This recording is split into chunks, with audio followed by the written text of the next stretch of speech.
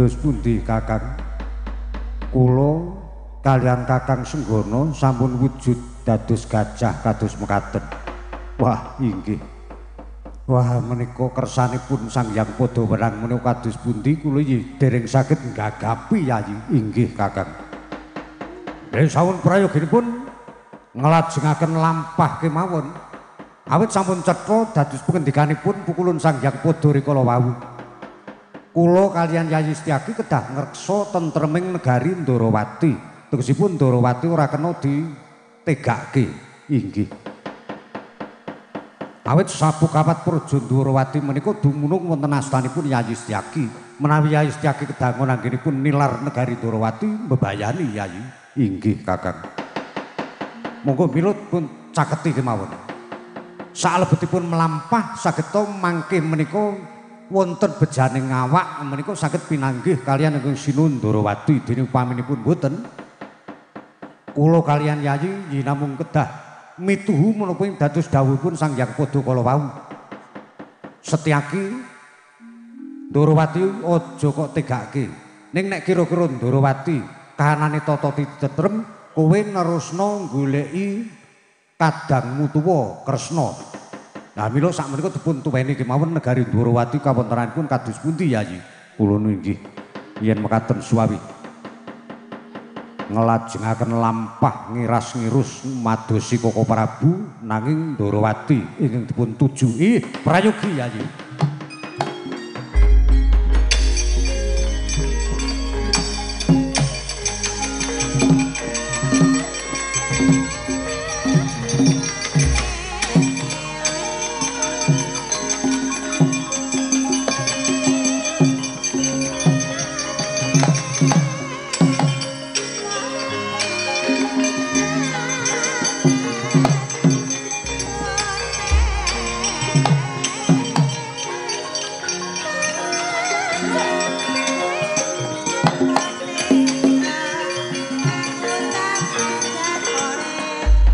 Gegancangan sami saknalika lampahing gajah utawi Dwi Pangga ingkang kedadosan saking perbawanipun Raden Setyaki tuwin Dyananoman.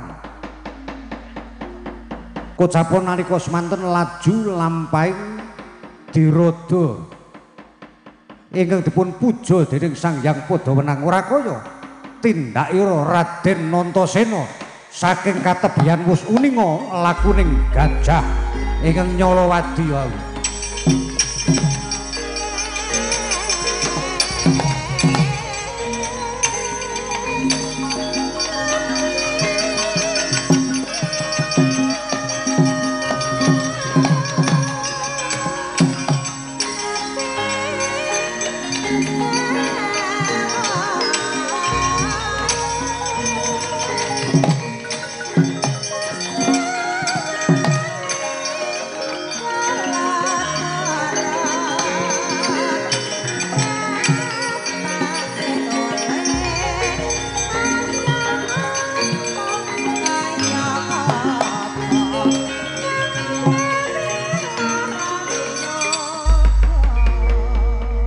Kiating narepon kiating warna narepa rining Rama Dewa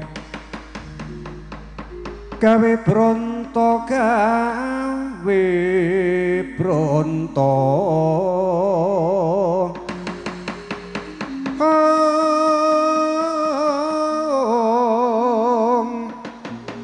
gawe bronto lelancuring ati logo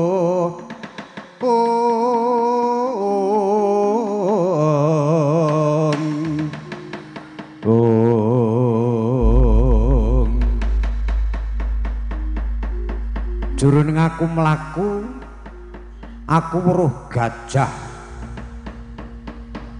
ning kok kaya Nyolowadi gajah ingkang tak sawang saka kene kae nek kudune breger gajah wujude ming siji kuwi tejane ya ming siji ning iki kok tejane kok ana loro. Weh lah gajah topo tedak turune gajah Erawana, gajah saka kayangan dene kok kaya Nyolowadi temen. Moro coba tak cerakane supaya luwih permana luwih cetha.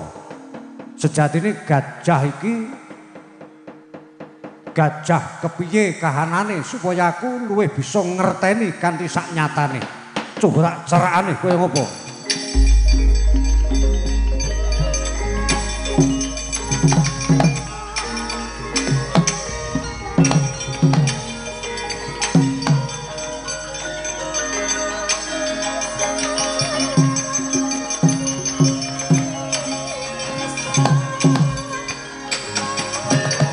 Mandek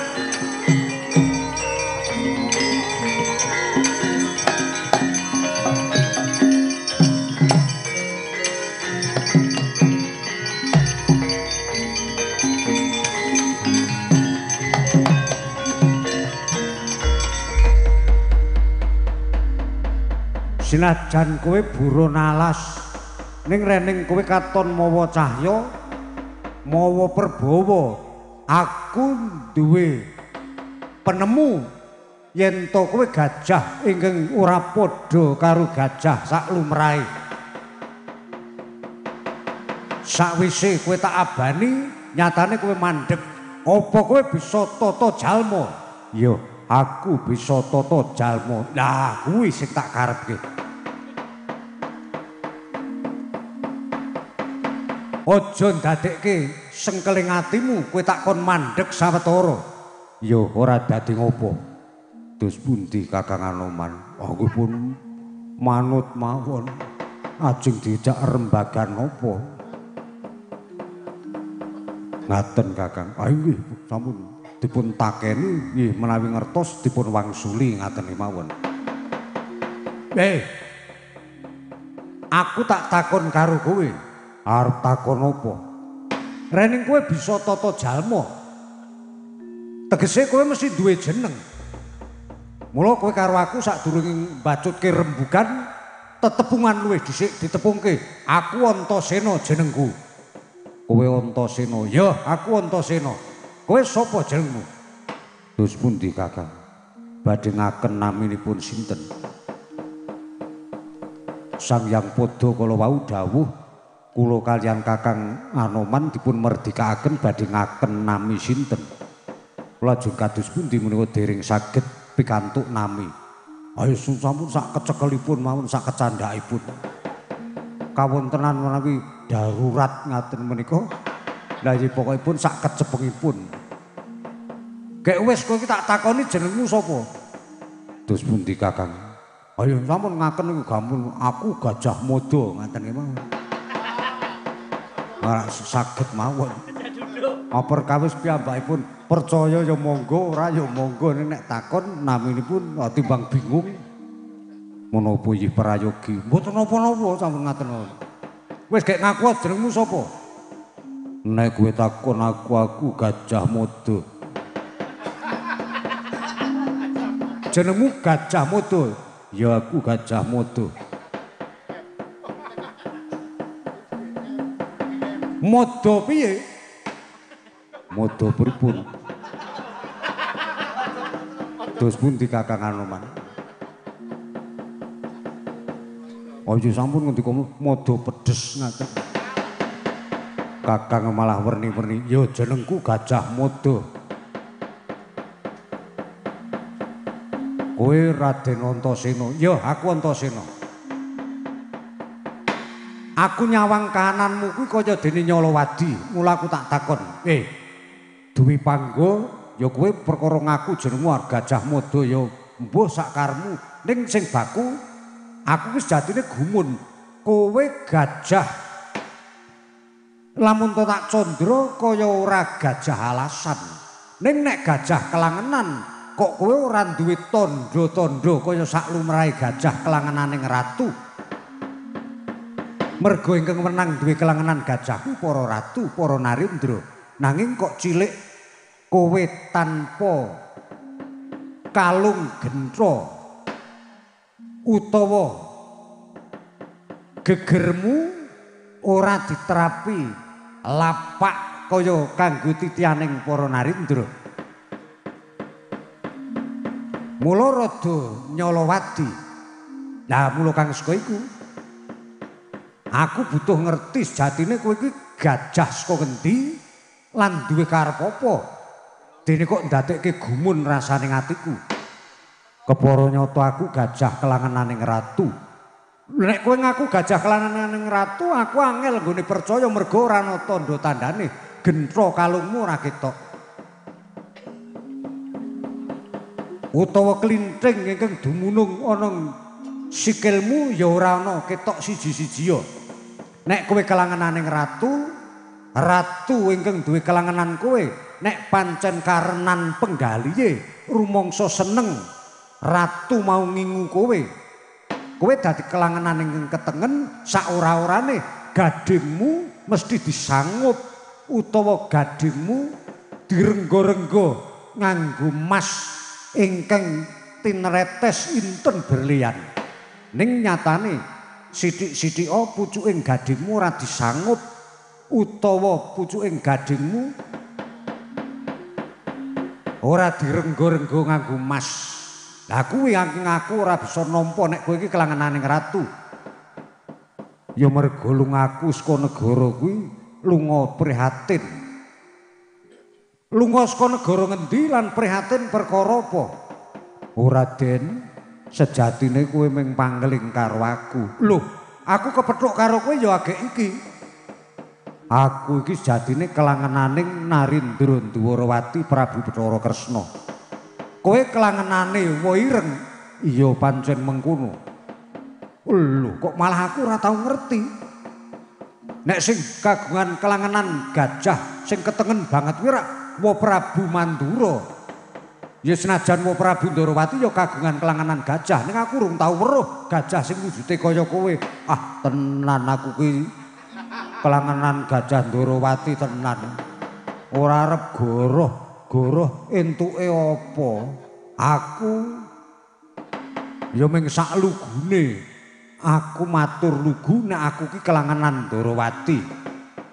Ya, aku percaya karo kowe nek kowe kelangenan Ndrawati. Kowe ninggal Ndrawati apa sebabe? Oh, Raden, aku ninggal Ndrawati mergo aku prihatin. Gustiku linggar saka praja.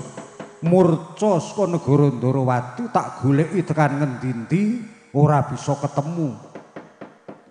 Wah, dadi sing kok antepi kudu kowe ketemu karo pepundenku, ya pepundenmu, Wa Prabu Bathara Kresna. Lah ya kuwi sing tak anjap, sing tak ancas ki kaya ngono kuwi.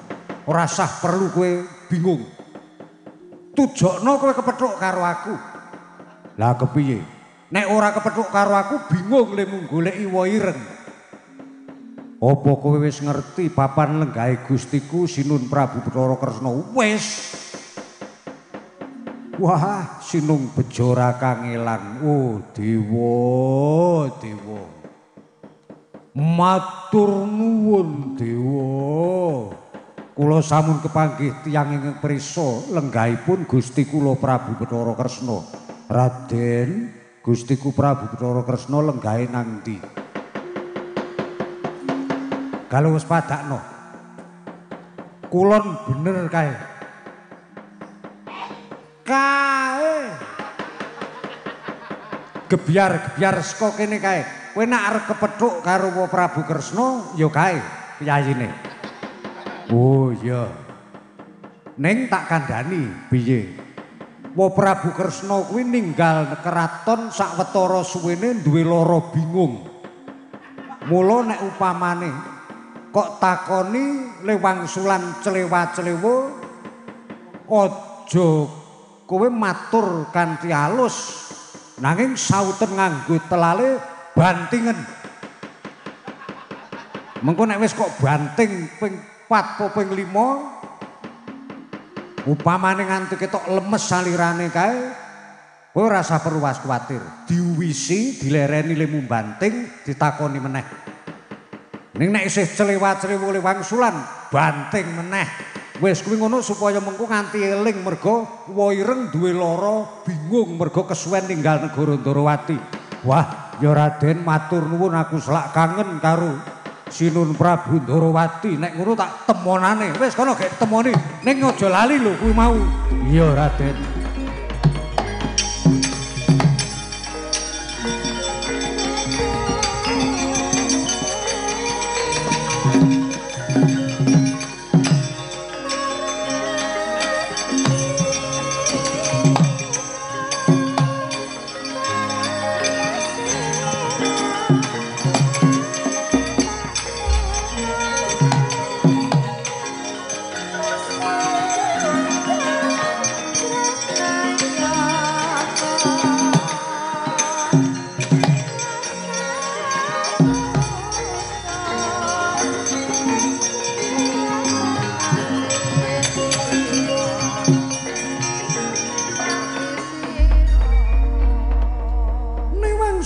mangadili nuwe Buwana Langgeng. Ora ngono nggonku njajah desa Milangkori kaya wis sakwetara suwene. Ewa semono durung bisa enggal-enggal tumeka ana ing Praja Dwarawati. Mbuh iki saka dayane ngapa nganti ingsun ora ngawuningani. Mongko selak ora sranta rasane atiku daya-daya aku bisa sak pejagong karo Kanjeng Ratu tetelune ya kuwi Kanjeng Ratu Jembawati, Kanjeng Ratu Dewi Rukmini karo Dewi Setyabama. Oh yayi, yayi. Kapangku kangenku tanpa upama ingkang tumuju marang sliramu Kanjeng Ratu ing cumandha ning Taman Sari, Taman Purindranata ing negara Dwarawati. Oh diajeng.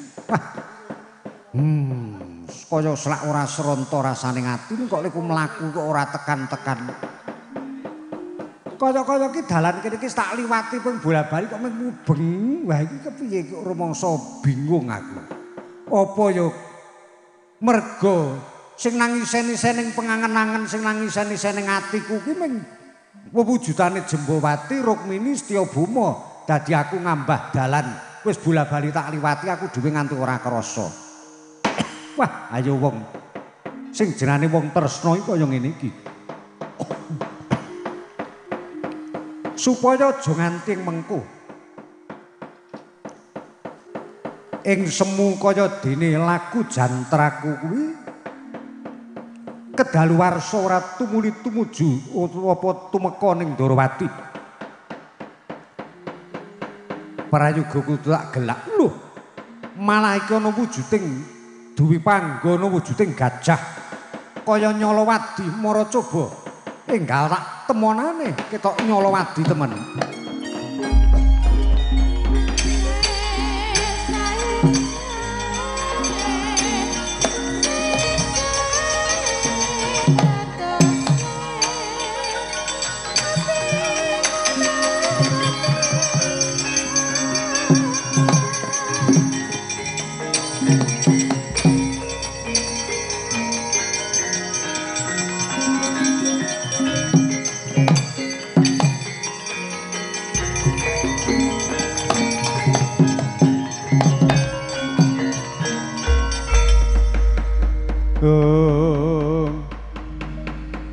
Kresna sinayang manggelung pamuleting cakra.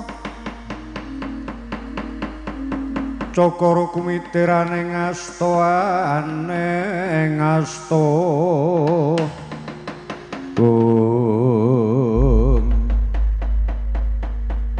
Iwang sukma mangadili luwih Buwana Langgeng. Jroning aku lumaku lha kok dadi aku kepethuk wujuding gajah semene gedene. Gajah ning kok rumangsa kowe ndemenake temen. Tandha nek kowe dudu gajah alasan wis kulina kepethuk karo jalma menungsa. Lerena dhisik supaya kowe bisa dadi titianku. Nggonku daya-daya nedya kondur ning Praja Dwarawati. Nuwun mangke to. Loh, bisa tata jalma kowe. Kula nuning nggih, kula saged tata jalma. Sinuwun. Loh, kowe nang apa nyebut aku sinuwun? Ketemu pirang perkara. Menapa panjenengan kesupen? Kesupen kepiye? Kula menika abdi dalem. Kula menika kelangenan paduka. Kula sampun dangu mapan wonten ing Praja Dwarawati. Kosik to. Kowe ngaku yen to dadi kelangenan ingsun. Kula nggih napa panjenengan kesupen? Ya. Ya. Ingsun kelingan. Ingsun kelingan yen to ingsun kuwi kagungan kelangenan wujude kaya kowe. Wah, matur nuwun menawi panjenengan sampun kengetan dhateng kula. Sakmenika menawi panjenengan sampun estu kengetan. Duk rikala kula dipun dawuhi mapan wonten wewengkon Dwarawati. Rumiyin nalika kula menika katemben teksih alit nembe kemawon dipun petrot kalian tiang sepuh kula. Kula mantun nusu lajeng ngertos-ngertos dipun beto wonten ing praja Dwarawati. Nah menika rumiyin panjenengan dalem malah langkung prisa, "Oh umurmu ki semene taun, ning kok kula kesupen." Wah menika kula badhe nyuwun prisa. Rumiyin menika nalika dipun boyong umur kula menika pinten taun? Iwangsa mangadi luwe Buwana Langgeng. Nek kowe butuh ngerti rikala kowe mbiyen tak boyong ning praja Dwarawati, umurmu antarane 20 taun. Ah, wong riyen niku kula sek dipetrot. Mari nusu kok 20 taun. Nusu kok nganti 20 taun niku menapa? Mboten kemeng sing disusu. Lah elingku ki yo pancen biyen yo 20 taun. Wah, cetha nek dlumadlame panjenengan kesupen. Wah, wong kesuwen lunga yo ngono kuwi.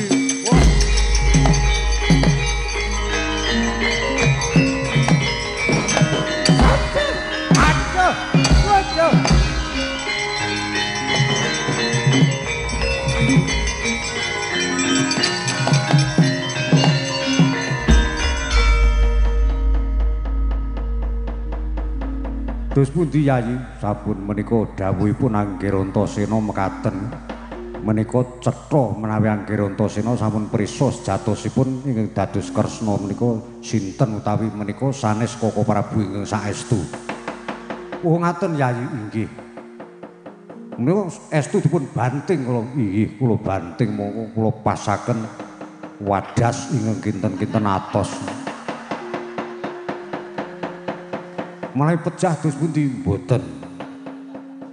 Aduh mati aku. Aduh mati aku. Oh.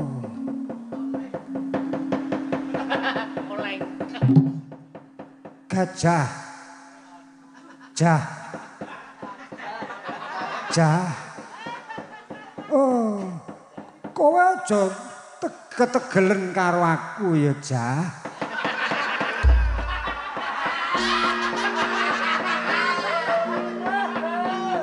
Apa ora kelingan jaman semono? Oh, kowe kuwi dadi kelangenanku, Jah.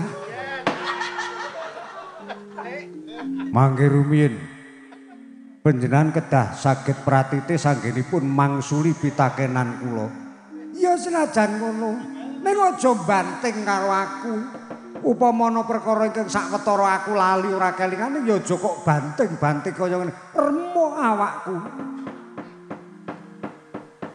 Anggen kula banting paduka menika mergi kula menika mboten kok badhe nyiksa panjenengan menika mboten. Lah sebab apa? Mergi kula tresna kalian paduka.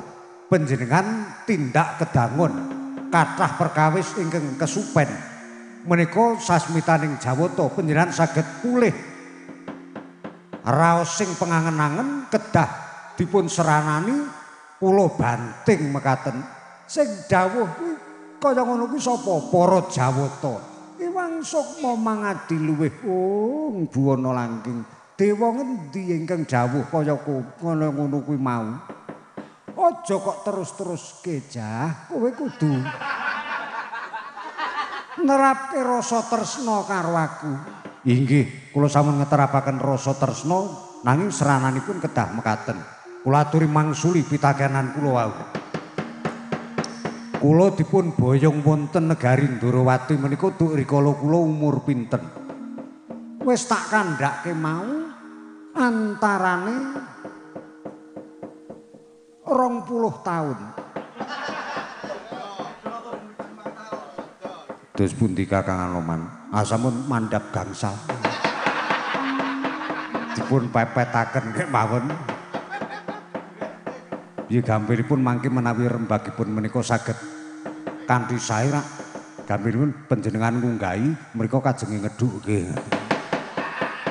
Nganti kaya ngarep tuku apa wae. Pinten taun? 20 taun. Nah, cetha nek mbiyen 20 taun.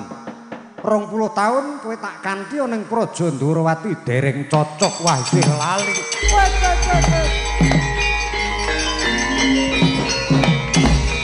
Aduh mati aku.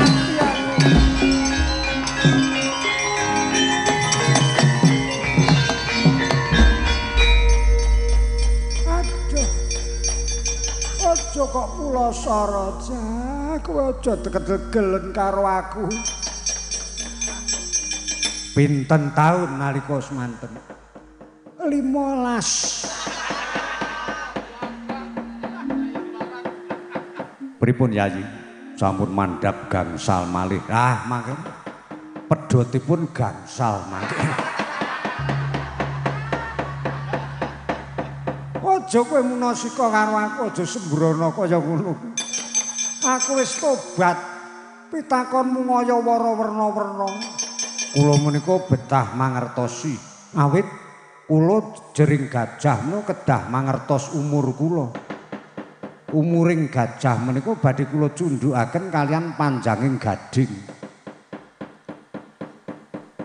Gading gajah menika menawi kepanjangan inggih mboten prayogi, nanging menawi kecendhakan inggih mboten prayogi.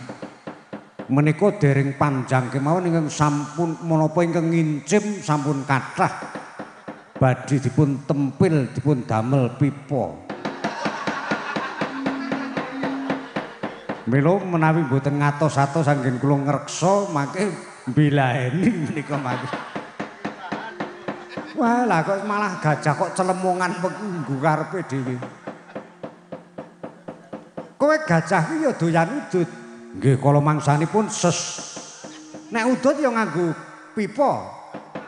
Nggih, ngangge. Pipamu ya gading. Ah nggih ngangge pipa gading. Lah nek ngono gadinge terus ana telu. Mboten niki sing sisih tengen niku pun kula jara kula bolong. Niki sok kula nggih udut sing sisih tengen niki. Mula nak rada ireng to niki. Niku mergane sok kula nggih udut wis ora genah babar pisan ono duwe gading loro kok sing siji sok malah digawe pipa. Pipa kok diras kepiye? Angge malah mboten ilang, mboten keteliksut. Nggawa pipa niku nek gletak-gletak tinggal toto-toto niku kala mangsane nggih lali kok sampean niku. Pinten taun niku wau? Tetep kowe ki tak boyong biyen umur 15 taun dereng leres. Aduh mati aku. Aduh. Aduh.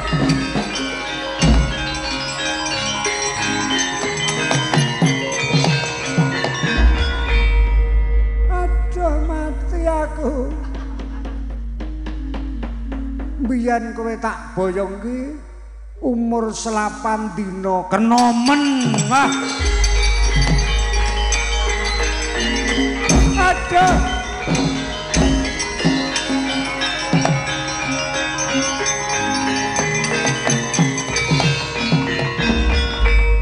Aduh mati aku. 15 tahun ketuan aku rekane tak pilih ke 8 dina muni kenomen. Ya ampun. Oh, wis aku tadi malah tadi ngerskoso kaya ngene kepiye. Arep cuklat-cukri bermoso sari ora wurung ya malah kepethuk mungsuh sing nyolowadi. Injur nek kaya ngene iki njur arepe apike iki kepiye?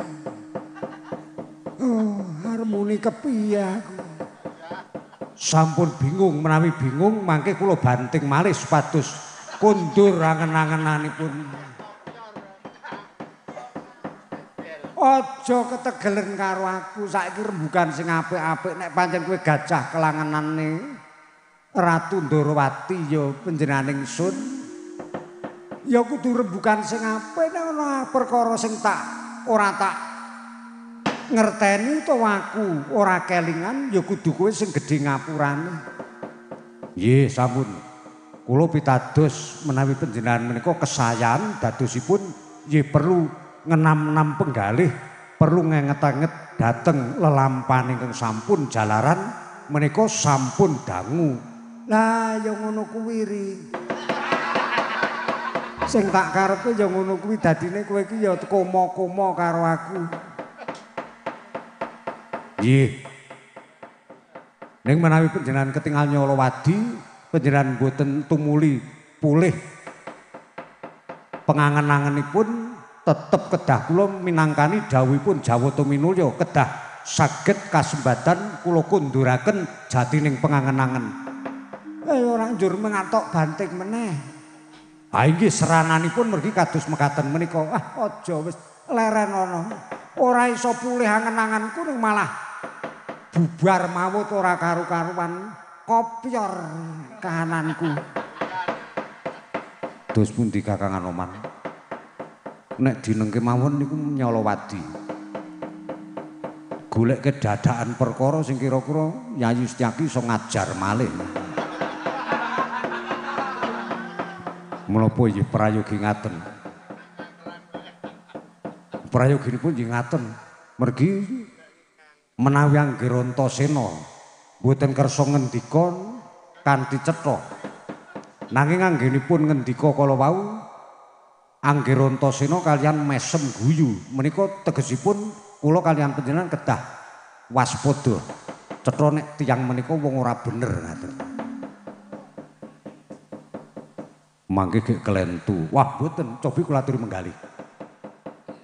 Ingkang Sinu Ndorowati menika tindak dipun padosi wonten putih-putih boten saged kepanggih. Ha menika kok ana wujud Kresna.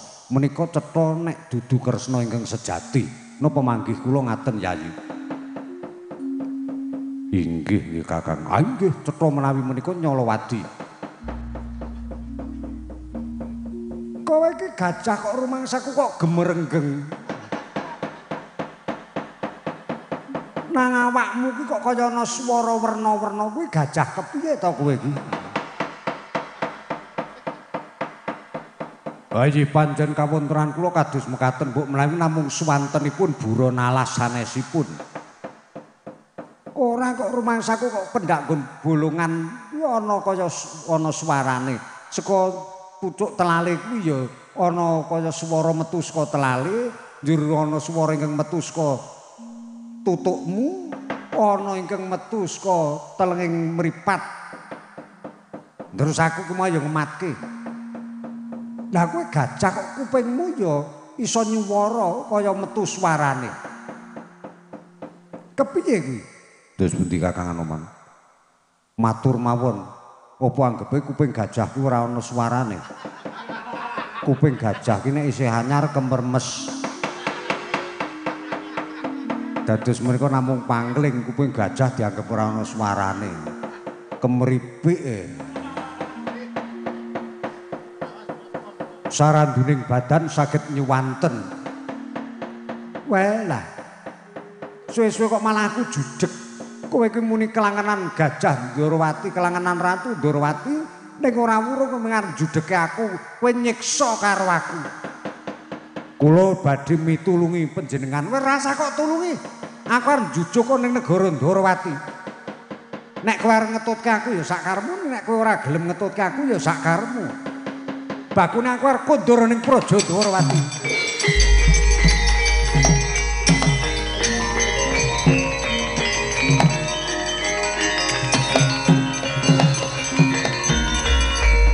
Dos pundi Kakang Anoman?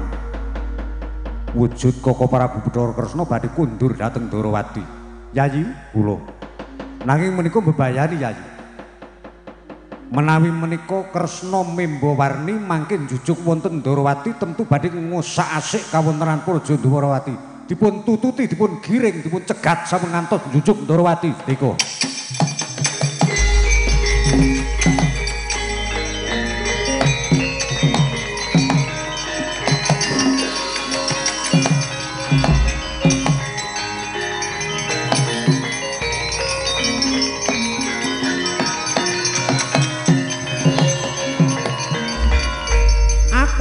Ndara ning Praja Ndrawati kok cegat-cegat. Wah, mboten kenging wangsul. Lho, sebab apa?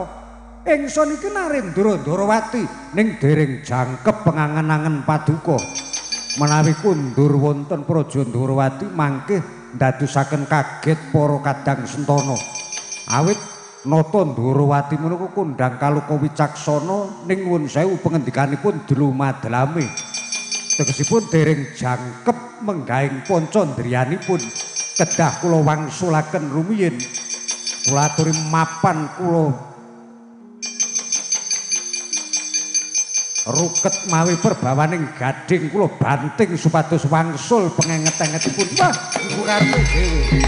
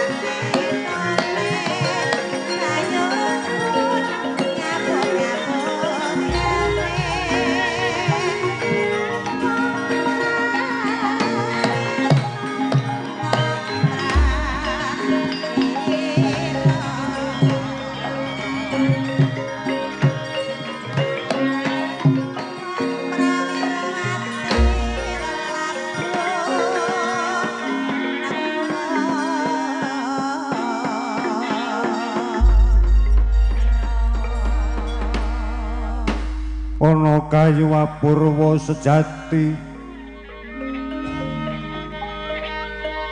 wit buwana pangkiblat papat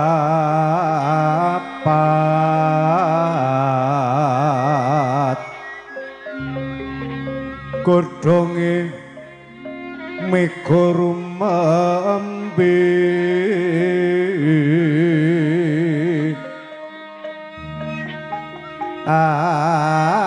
pradapa kekuwung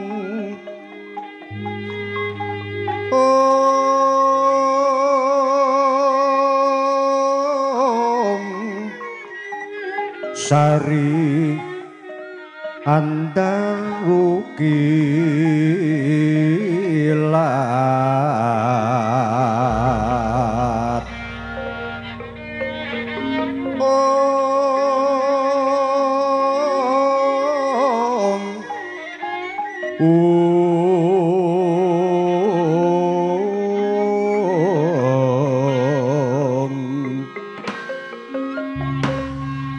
wah surya lanteng su asirapun lawan udan pepucuke akasa brungkah pratiwi oyote bayu bocoro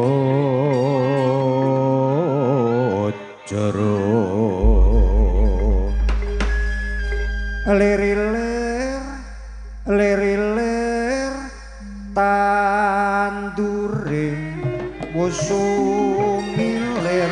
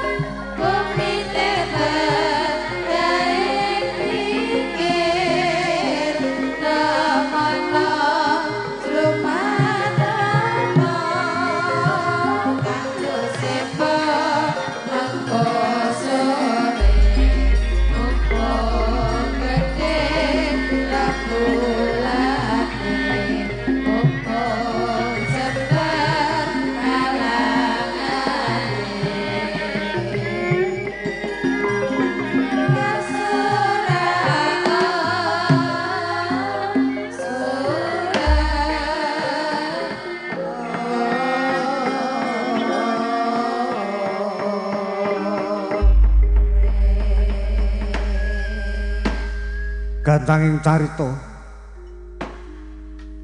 Kocapa duwi panggo ingkang ngraosaken wewujudaning nata Ndorowati ketingal Nyalawadi. Mila nata Ndorowati ingkang adreng kersanipun daya-daya wangsul utawi kundur wonten ing Praja Ndorowati dipun terenggalangi, dipun cegat lampahipun sampun ngantos kasembadan tumuju wonten ing Praja Ndorowati. Bawanipun nata Ndorowati adreng kersanipun nanging punang gajah cukeng anggenipun ngendhaleni tuwin namenggak aja nganti nata Ndorowati ing Nyalawadi menika wangsul dhateng praja ing Ndorowati. Mila saya dangu daya menapa diya dinya rembag kawusananipun ing wujud nata Ndorowati dipun bujung-bujung dening Sang Dewi Pangga satemah melajar kapirandhem.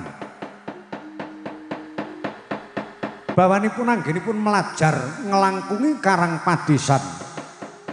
Kathah karang padesan ingkang keliwatan lakuning wujud Prabu Bathara Kresna ingkang doyak-oyak Dewi Pangga. Kathah para kawuling karang padesan ingkang sami alok yen to kawontenan jagat kaya ketaman gara-gara. Eka bumi duwi sawah tri gunung catur samudra panca taru satpangonan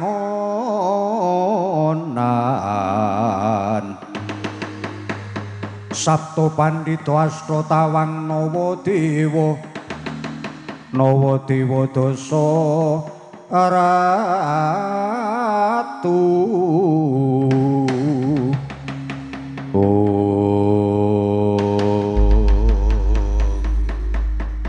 Candraning gara-gara ingkang anempuh bumi sayekti lepat saking pengangen-angening para kawula ing awit saking kaget raosing manah.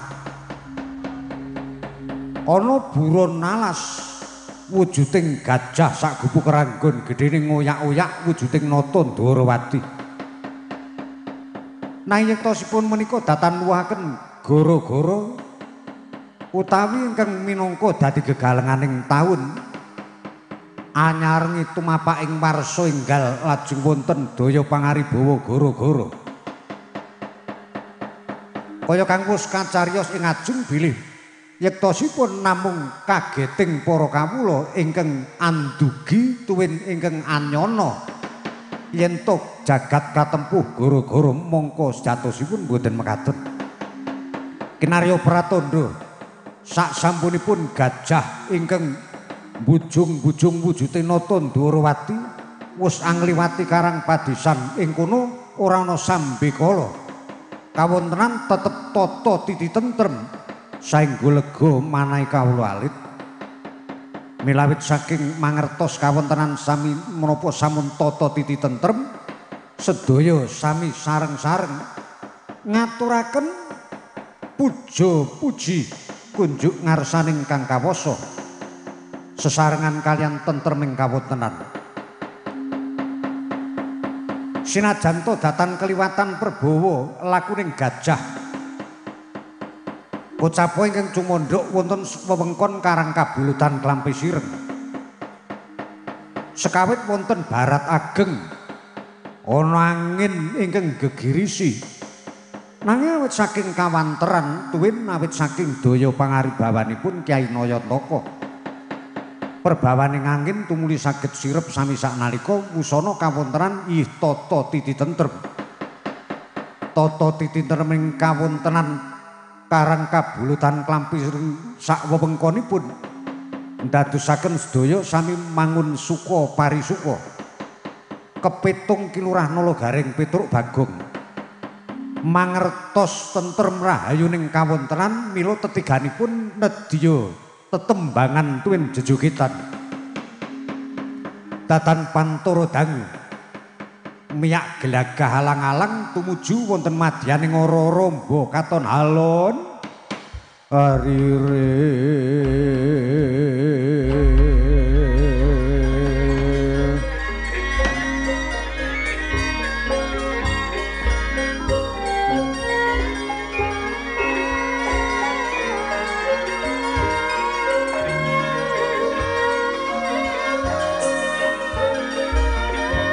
kayon-kayon katiuping angin sumiak swaraning karengyan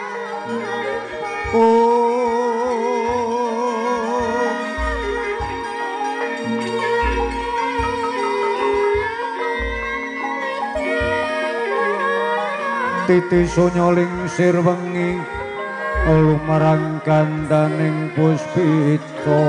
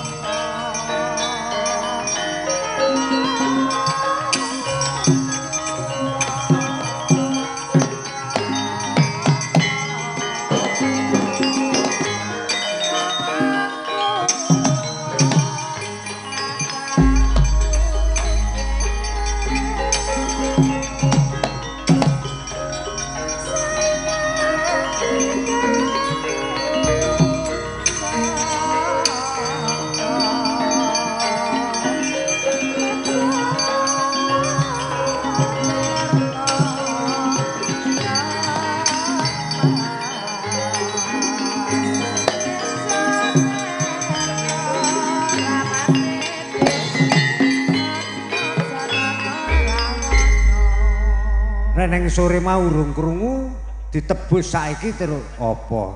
Sore mau ora krungu rambangan, ora krungu palaran. Oh iya. Mbok aja ngimpul wulung.